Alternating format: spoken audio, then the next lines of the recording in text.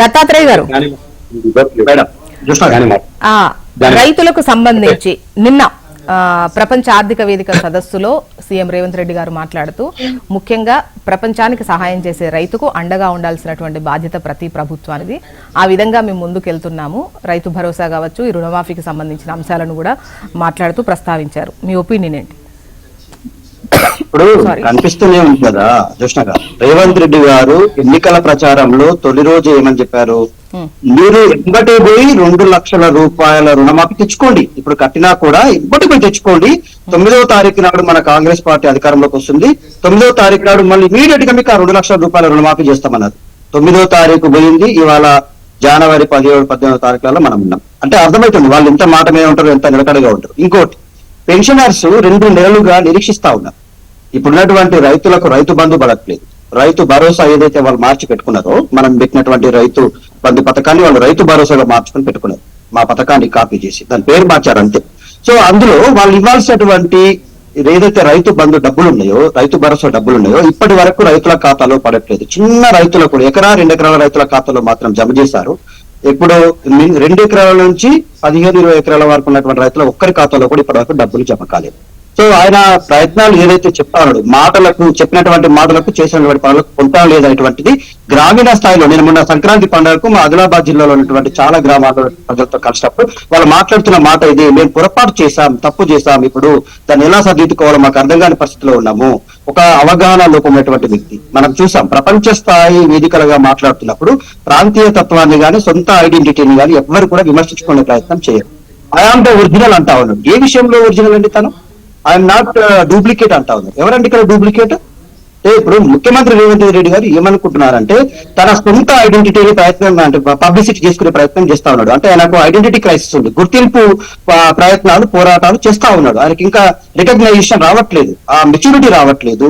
ఆ ముఖ్యమంత్రిని అనుకుంటున్నాడు కానీ ఆ సీనియారిటీలో ఉన్నటువంటి కాంగ్రెస్ నాయకులు ఆయన నాయకత్వాన్ని యాక్సెప్ట్ చేయడంలో ఇంకా తర్జన భర్జన కొనసాగుతారు. ప్రపంచ వేదికలుగా మాట్లాడుతున్నప్పుడు నీ లాంగ్వేజ్ విషయంలో కానీ ఇప్పుడు ముఖ్యంగా రైతుల గురించే మాట్లాడితే ప్రస్తుతం ప్రభుత్వ ఖజానా ఖాళీ పొజిషన్ లో ఉన్నది, అప్పులు మాత్రమే ఉన్నాయి, కట్టాల్సిన ఎక్కువగా ఉన్నటువంటి క్రమంలో వాళ్ళు వచ్చేప్పుడు వేసినటువంటి అంచనా కన్నా వచ్చిన తర్వాత ఇంకా పూర్తిగా ఏమీ లేనటువంటి సిచ్యువేషన్ రాష్ట్రంలో ఉంది, ఆ నిధుల కొరత ఉంది అనేది వాళ్ళు మాట. వినండి, ఇప్పుడు 10 సంవత్సరాలుగా ఇప్పుడు తెలంగాణ రాష్ట్రం ఏ ఒక్క రూపాయి అప్పు చేయకుండా తెలంగాణ ప్రజల్ని పరిపాలించలేదని నేను చెప్తా ఉన్నాం. అప్పులు చేయకుండా ఏ ప్రభుత్వాలు పాలించవు. కానీ ఇప్పుడు 10 సంవత్సరాలుగా మేము ఏ రోజు కూడా రైతులను మోసం చేయలేదే. రైతు బంధు వేయడంలో గాని, రైతు బీమా ఇవ్వడంలో గాని, రైతులకు నిరంతర విద్యుత్ ఇవ్వడంలో గాని, రైతు కష్టాలు తీర్చడంలో గాని, రైతులకు గిట్టుబాటు ధర ఇవ్వడంలో గాని, వడ్లు కొనడంలో గాని ఏ రోజు కూడా మా ప్రభుత్వము కేసీఆర్ గారి నాయకత్వంలో ఏ రోజు రైతులను విస్మరించింది లేదు. ప్రభుత్వం ఖజానా ఖాళీగా ఉందని కల్లిబొల్లి మాటలు చెప్తూ కాలం గడపాలనే ప్రయత్నం చేస్తా ఉన్నారు. ఇప్పుడు ముందస్తు పార్లమెంట్ ఎన్నికలను ఏం చేయాలో అర్థం కాని పరిస్థితుల్లో గత ప్రభుత్వాన్ని ఒక నెపం నెట్టాలని, గత ప్రభుత్వాన్ని బ్లేమ్ చేయాలని ప్రయత్నం చేస్తా ఉన్నారు తప్ప మాకు సామర్థ్యం లేదు, మాకు పరిపాలించే దక్షత లేదు. శ్రీవర్ధన్ రెడ్డి గారు ఒపీనియన్ కూడా తీసుకున్న తర్వాత హర్షవర్ధన్ రెడ్డి గారు మేడం ఇప్పుడు మేము అదే చెప్తాం. ఇప్పుడు రేవంత్ రెడ్డి గారు ఓల్డ్ వేదిక మీద చెప్పారు, బాగుంది. అంటే వారు మా పార్టీ విధానం కూడా ప్రభుత్వ విధానం అని చెప్పారు. మేమేమంటున్నాం అంటే రైతుల యొక్క ఆదాయం పెరగాలి అని చెప్పేసి కేంద్ర ప్రభుత్వం గత 10 సంవత్సరాల నుంచి అనేక సంస్కరణలు తీసుకొస్తా ఉంది.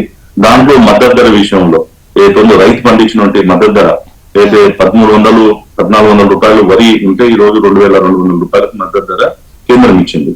అదేవిధంగా మొక్కజొన్న విషయంలో 840 ఉంటే ఈ రోజు ఆల్మోస్ట్ 1900-2000 వచ్చింది.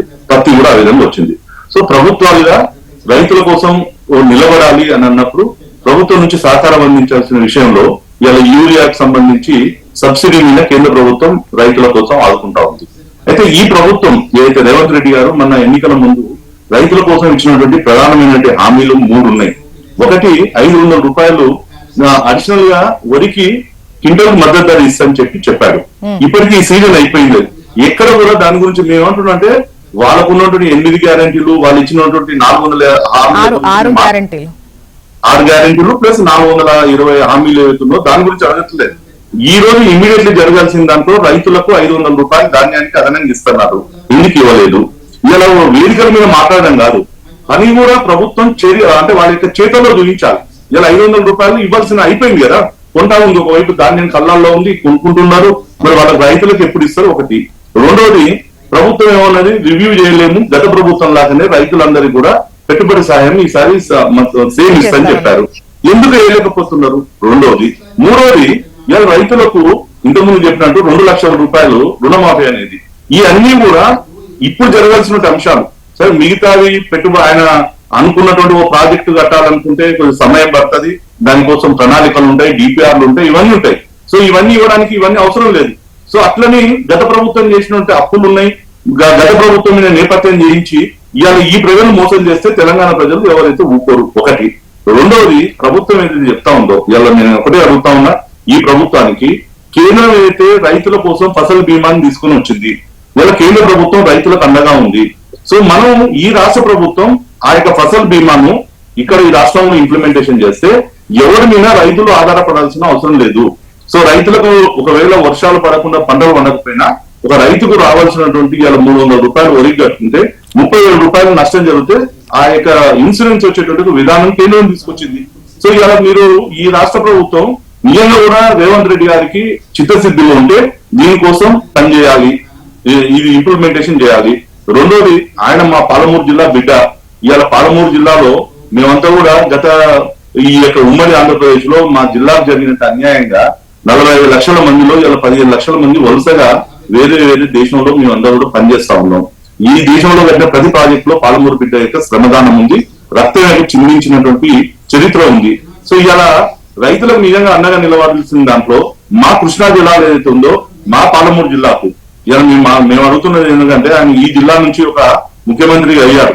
ఎందుకంటే గతంలో జైపాల్ రెడ్డి గారిని అడిగినప్పుడు ఆయన ఒకటే అన్నాడు, అంటే మంత్రులు ముఖ్యమంత్రి స్థాయికి వచ్చినప్పుడు మేము జిల్లాకు సహకారం అందించడానికి అవకాశం వస్తుందని. సో అవకాశం రేవంత్ రెడ్డి గారికి వచ్చింది కాబట్టి సో ఆయన మాటల్లో ఏతుందో చేతుల్లో కూడా చూపించుకోవాల్సిన అవసరం అయితే ఉందని చెప్పేసి నేను. హర్షవర్ధన్ గారు,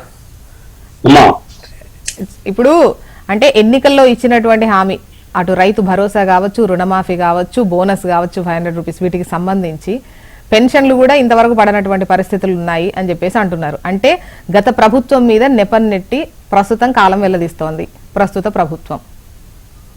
సోదరు ఇద్దరు కూడా గమనించాలి, కాంగ్రెస్ పార్టీ మేనిఫెస్టో అయితేనేమి, కాంగ్రెస్ పార్టీ చెప్పినటువంటి విధానము, అధికారంలోకి వచ్చినటువంటి 100 రోజుల్లో 6 గ్యారంటీలను పరిపూర్ణంగా పూర్తి చేస్తాం. 6 గ్యారంటీల్లో ఇప్పటికి 2 గ్యారంటీలు రెండు అవ్వలేదు. 2 గ్యారంటీలు కాదు, అది 2 గ్యారంటీల్లో ఒక్కొక్కటి తీసుకున్నారు, ఒక్కొక్క దాంట్లో 3 అంటే మెయిన్ గ్యారంటీలు అంటే మహిళలకు అదే నేను ఏమంటున్నా, గ్యారంటీలు అనేది వచ్చినటువంటి 36 గంటల్లోనే అమల్లోకి వచ్చినటువంటి 2 ప్రధానమైన గ్యారంటీలు ఇలా తెలంగాణ ప్రజలు అనుభవిస్తా ఉన్నారు. నెక్స్ట్ వచ్చేసి గతంలో ఏం చెప్పినాం మేము, శ్రీవర్ధన్ గారు లేవనెత్తినటువంటి అంశం ఏంటంటే 500 రూపాయలు వడ్ల కొనుగోలులో క్వింటాల్కు బోనస్ ప్రకటిస్తామని. ఆల్మోస్ట్ 7th డిసెంబర్ కు మేము ప్రమాణ స్వీకారం చేస్తే ఇప్పుడు అన్ని కూడా వరి నాట్లు జరుగుతూ ఉన్నాయమ్మా. అంతకన్నా ముందే టీఆర్ఎస్ ప్రభుత్వ హయాంలోనే దాదాపు 90% వడ్ల కొనుగోలు చేయడం జరిగింది. మొన్న మధ్యనే జరిగినటువంటి రివ్యూలో ముఖ్యమంత్రి గారు స్వయంగా చెప్పింది, మొత్తం వడ్లమ్మినటువంటి వాళ్ళ రైతుల యొక్క వివరాలు ప్రభుత్వం ముందు ఉంచండి, వాళ్ళకు మనం ఇచ్చినటువంటి మాటను నిలబెట్టుకుందామనే ప్రక్రియ కోసం ఆదేశాలు జారీ అయినాయి. ఇలా వ్యవసాయ శాఖ ఫుడ్ కార్పొరేషన్ ఆఫ్ ఇండియాతో కూడా దానికి సంబంధించినటువంటి లెక్కలు తీస్తా ఉంది. నెక్స్ట్ వచ్చేసి రైతు రుణమాఫీ.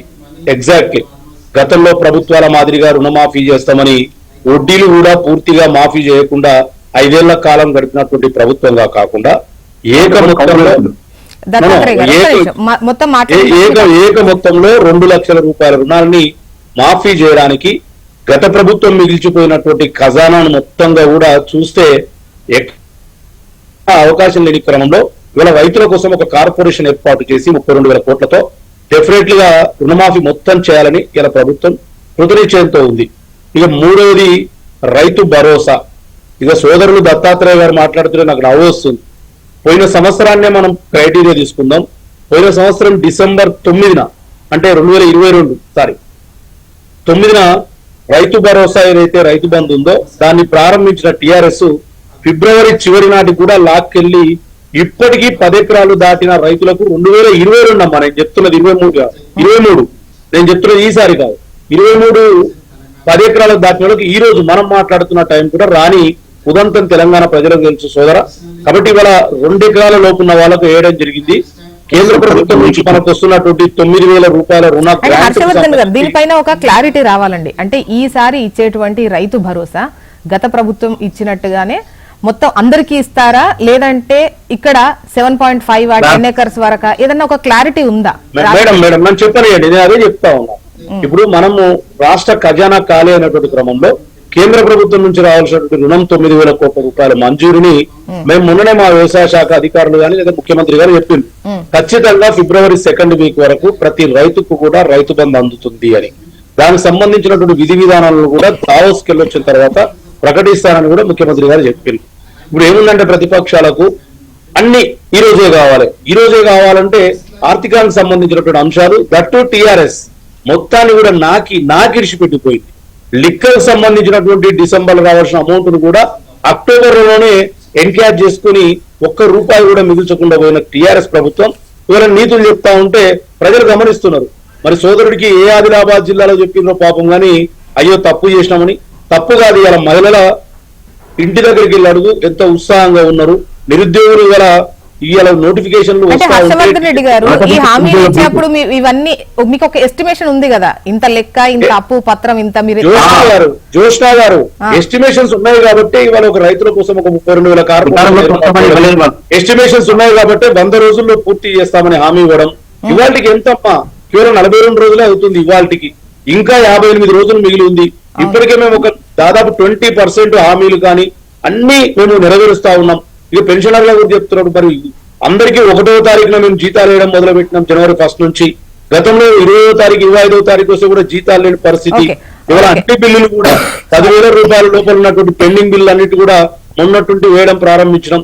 ఆర్థిక పరిస్థితి అతలాకుతలమైన ఆర్థికంగా రాష్ట్ర పరిస్థితి చాలా ఇబ్బందిలో ఉన్నా కూడా ఇచ్చినటువంటి హామీలు అమలు చేసే విధంగా 100 రోజులు 58 రోజులు అప్పుడే ఎందుకు బీఆర్ఎస్ తొందరపడుతుంది? చెప్పండి జోష్నా గారు. దాన్ని మీరు మార్చాలి. ఆర్థిక పరిస్థితి అతలాకుతలం కాదు, ఆర్థిక పరిస్థితిని అతలాకుతలం చేసిన బీఆర్ఎస్ పార్టీ. పోనీ పరిస్థితి గురించి మాట్లాడుతున్నా, ఎవరు చేసినా పరిస్థితి వాళ్ళే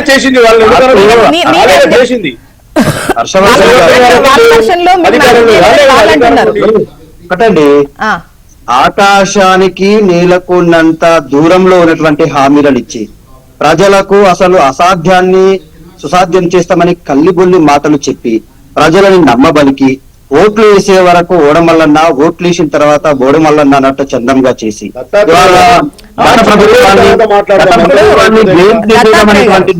వాళ్ళు అమలు చేస్తున్నాము అని అన్నారు. 6 గ్యారెంటీలకు సంబంధించి ఉన్న 11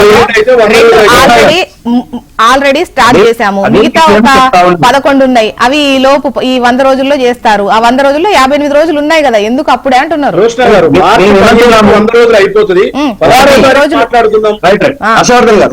వినండి, ఇప్పుడు కాంగ్రెస్ పార్టీ అధికారంలోకి వచ్చింది. మీరు 100 రోజుల్లో అమలు చేసినా 5 సంవత్సరాల్లో అమలు చేసినా చేయాల్సినటువంటి ప్రాథమిక బాధ్యత మీ మీద ఉంది.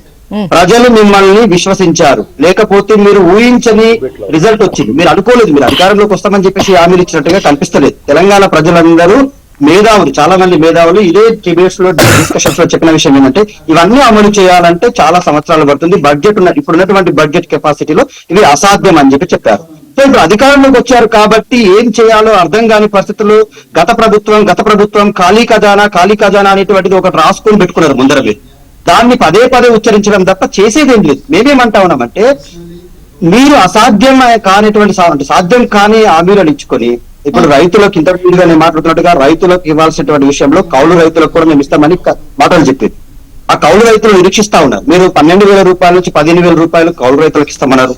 అలాగే రైతులకు కూడా రైతు భరోసా ఏదైతే మేము రైతు బంధుగా ఇచ్చాము దాన్ని దత్తాత్రేయ గారు టైం ఇచ్చి ఆ తర్వాత మాట్లాడతాము అన్నటువంటి మీరు ముందుగానే ఎందుకు విమర్శిస్తున్నారు అనేది ఒకటి. అండ్ రెండో విషయం ఏంటంటే మీరు వెళ్ళేప్పుడే అన్నిటికి సంబంధించి అంటే ఈ లిక్కర్కి సంబంధించి వీటన్నింటికి సంబంధించి కాంట్రాక్ట్ సంబంధించి అవి లైసెన్స్ అమౌంట్ గానీ ఆ భూములకు సంబంధించి గానీ ముందే అంటే మేడం ఒకటి ఎప్పుడైనా గుర్తుపెట్టుకోండి, ప్రభుత్వం యొక్క గ్యారంటీలో కానీ ప్రభుత్వం యొక్క ఫినాన్షియల్ కండిషన్స్ లో ఉన్నటువంటి పరిస్థితుల్లో ఎక్కడి నుంచి మనకు రాబడి వస్తుంది, ఎక్కడి నుంచి మనకు పెట్టుబడులు వస్తాయి అనేటువంటి విషయాన్ని ముందుగానే ప్రభుత్వం అంచనా వేసి ఆ పరిస్థితులకు అనుగుణంగా, ఖర్చులకు అనుగుణంగా ఒడిదుడుకులను సద్దుమణిగేటువంటి ప్రయత్నం చేస్తుంది ఏ ప్రభుత్వమైనా. ఇప్పుడు ఈ ప్రభుత్వం చేసేది కూడా అదే. సో దాంట్లో భాగంగా తీసుకున్న నిర్ణయాలు తప్ప ఏదో కాంగ్రెస్ పార్టీ అధికారంలోకి వచ్చేస్తుంది, మేము అధికారంలోకి రామని చేసిన నిర్ణయాలు కావాలి. ఎట్టి పరిస్థితుల్లో మళ్ళీ కేసీఆర్ గారు ముఖ్యమంత్రి అవుతారు. ఖచ్చితంగా ఈ రాష్ట్రంలో ఉన్నటువంటి పరిస్థితులను పూర్తి స్థాయిలో చక్కదిద్దేటువంటి బలమైనటువంటి అవగాహన ఉన్నటువంటి కేసీఆర్ గారు. సో రెండో విషయం ఇంకోటి ఏంటంటున్నారంటే, ఇప్పుడు మెయిన్ గా మీరు మాట్లాడుతున్నటువంటి విషయంలోనే 6 గ్యారెంటీలలో 2 గ్యారెంటీలు అమలు చేసినాం, 2 గ్యారెంటీలు అమలు చేసినాం అంటున్నారు. రెండోది ఆర్టీసీ మీద పడుతున్నటువంటి భారం ఫర్ డే 4 crores అంటే ప్రభుత్వం కట్టాల్సింది. ఇంకొక సంవత్సరం లోపల ఆర్టీసీని ఎత్తేసే ప్రయత్నం జరుగుతుంది. అది ఇంకా కల్లా మీరు గుర్తుపెట్టుకో, రాసి పెట్టుకోండి. రెండోది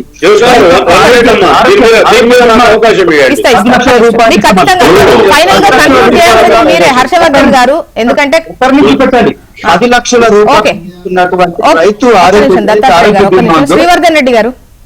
జ్యోత్స్న గారు, ఇప్పుడు ఏమంటుంటే కాంగ్రెస్ లో మేధావులంతా మేధామదనం చేసే ఈ హామీలు ఇచ్చారు. ఎన్నికల కన్నా ముందు పోయేటప్పుడే అక్టోబర్ లోనే ఈ పార్టీ గత ప్రభుత్వాలు అన్ని తీసుకున్నది అనేది అన్ని తెలుసు మనకు. నేను ఏమంటున్నానంటే అన్ని హామీలను పక్కన పెడదాం.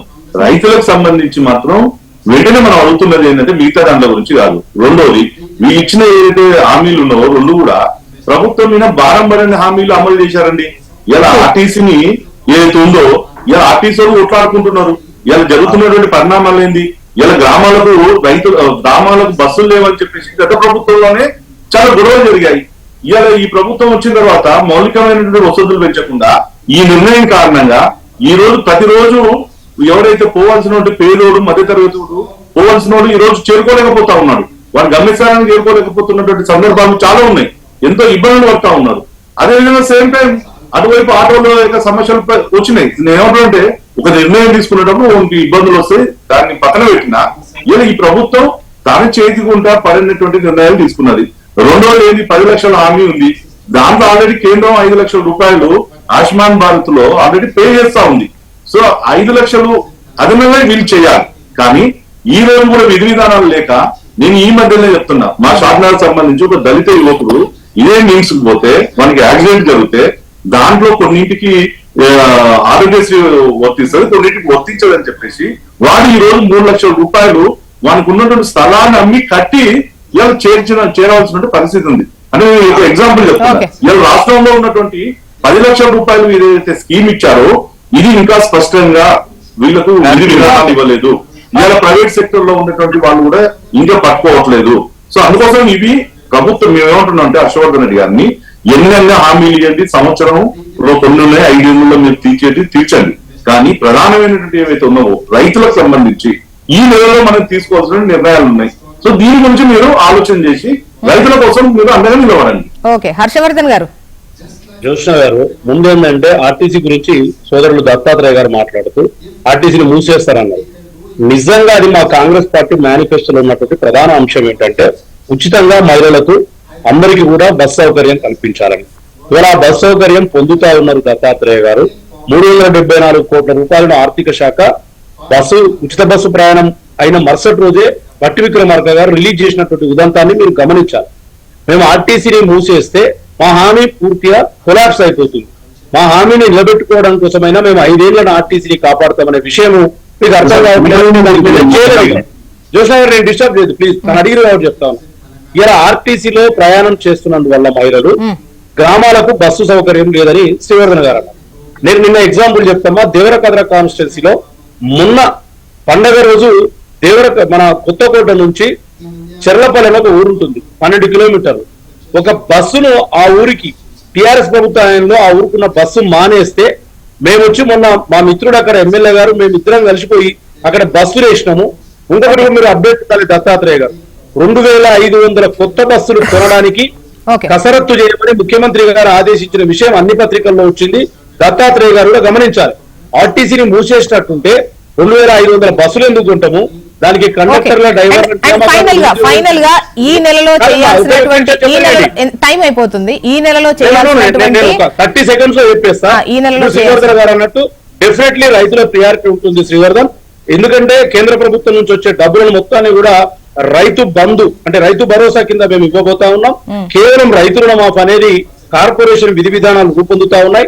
32,000 కోట్ల రూపాయల ద్వారా కార్పొరేషన్ సెటప్ కాగానే ఏకకాలంలో సెట్ ఏ టైం 2 lakhs వరకు ఉన్నటువంటి రైతు రుణమాఫీ కూడా జరగబోతా ఉంది. డెఫినెట్ గా 100 రోజుల్లో సంపూర్ణమైనటువంటి పరిపాలనను తెలంగాణ ప్రజలకు ముఖ్యమంత్రి గారు అందించబోతున్నారు. కాంగ్రెస్ పార్టీ అనేక మేధోమదనాలు చేసిన తర్వాతనే ఈ మేనిఫెస్టోలు గాని ఈ హామీలు ఇచ్చింది. రాష్ట్ర ఆర్థిక పరిస్థితులపై క్షుణ్ణంగా, ఎందుకంటే నేను కూడా మేనిఫెస్టో కమిటీలో స్పెషల్ ఇన్వైట్ గా ఉన్నా, గంటలు రోజులు తరబడి సోర్స్ చూసుకునే ఒక హామీని అక్కడ పొందుపరచాం. హామీని పొందుపరిచి ఇవాళ సోర్స్ చూసుకోవట్లేదు, ఫైనాన్షియల్ సోర్స్ స్టేట్ సోర్స్ చూసుకునే మేము అక్కడ హామీలు పెట్టినాం. డెఫినెట్ గా నెరవేరుతాయి. మీ దగ్గర విమర్శించుకునే పరిస్థితి తీసుకురామని కూడా చెప్తాం. ఓకే, చూద్దామండి. ఎందుకంటే ఇప్పుడు మీకు ఉన్నటువంటి టైం, ఈవెన్ అంటే వీటికి సంబంధించి చూసుకున్నా, ఎలక్షన్ కోసం చూసుకున్నా కూడా ఖచ్చితంగా వీటి ఇంపాక్ట్ ఉంటుంది. సో ఆ దిశగానైనా కూడా మీకు ఉన్నటువంటి టైం ఇంకా తగ్గేటువంటి అవకాశం కూడా ఉంటుంది. అండ్ 58 రోజులు ఉంది. అండ్ దాంతోపాటు ఈ నెలలో చేయాల్సినటువంటివి ఇప్పుడు శ్రీవర్ధన్ రెడ్డి గారు ఏదైతే అన్నారో దానికి ఆల్మోస్ట్ మీరు మేనిఫెస్టో పొందుపరిచినప్పుడే దానికి సంబంధించి సోర్స్ చూసుకొనే చేశాము అన్నారు. ముందైతే రైతు భరోసాకు సంబంధించి వెయిట్ చేస్తున్నటువంటి క్రమంలో దీనికి సంబంధించి ప్రాధాన్యత ఉంటుందని అనుకుంటున్నాం. And thank you so much అండి డిస్కషన్ లో పార్టిసిపేట్ చేసినందుకు. శ్రీవర్ధన్ రెడ్డి గారు, హర్షవర్ధన్ గారు అండ్ దత్తాత్రేయ గారు.